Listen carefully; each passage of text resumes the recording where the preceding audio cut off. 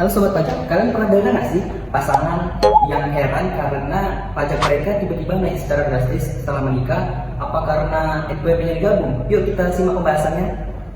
Nah, Sobat Pajak tahu gak sih, jika ada sepasang suami dan istri yang sama-sama memiliki penghasilan, maka mereka dapat memilih untuk memakai NPWP gabungan atau NPWP terpisah. NPWP gabungan artinya penghasilan suami dan istri akan dihitung secara bersama-sama. Sedangkan NPWP terpisah, maka pasangan suami istri tersebut harus melaporkan pajak mereka masing-masing. Terus kapan sih suami istri harus menggabungkan NPWP-nya? Suami dan istri harus menggabungkan NPWP-nya jika istri tidak bekerja dan hanya mendapatkan pendapatan dari suaminya saja. Kemudian juga jika istrinya bekerja tapi tidak keberatan jika penghasilannya digabung dengan suaminya. Kemudian juga jika istri dianggap sebagai tanggungan suami sesuai dengan pasal 8 Undang-Undang Pajak Penghasilan. Nah, itu bisa terjadi ketika suami istri memiliki penghasilan sendiri dan ini pajaknya dihitung secara terpisah dengan suami. Oleh karena itu, mereka harus melakukan perjanjian pisah harta dan ada penghasilan secara sah dan tertulis. Dan juga, seorang istri juga harus membuat NPWP sendiri untuk melaporkan pajak. Lalu apa sih kekurangan dan kelebihan dari NPWP gabungan dan NPWP terpisah?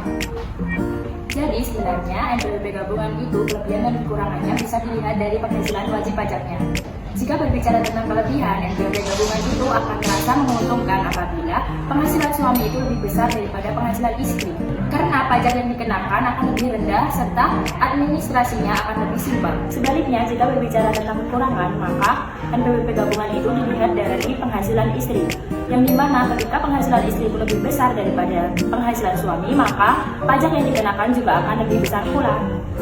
Nah, jika memilih NPWP terpisah, kelebihannya adalah beban pajak menjadi lebih adil, sehingga biaya untuk membayar pajak menjadi lebih hemat. Dan untuk kekurangannya, jika memilih NPWP terpisah, suami dan istri harus melakukan perjanjian secara sah dan resmi, sehingga proses administrasi menjadi lebih rumit. Terus gimana dong, mana yang lebih hemat? Kalau seorang istri memiliki penghasilan lebih tinggi, disarankan untuk menggunakan NPWP secara terpisah karena dapat memanfaatkan PTKP secara mandiri dan lebih menguntungkan. Namun, jika seorang istri memiliki penghasilan lebih rendah atau tidak bekerja, disarankan tetap menggunakan NPWP gabungan ya. Nah, dari penjelasan tadi, tentunya teman-teman Sobat Pajak semua sudah mengertikan bagaimana jika NPWP suami dan istri digabung. Semoga video ini bermanfaat untuk Sobat Pajak semuanya. Dadah!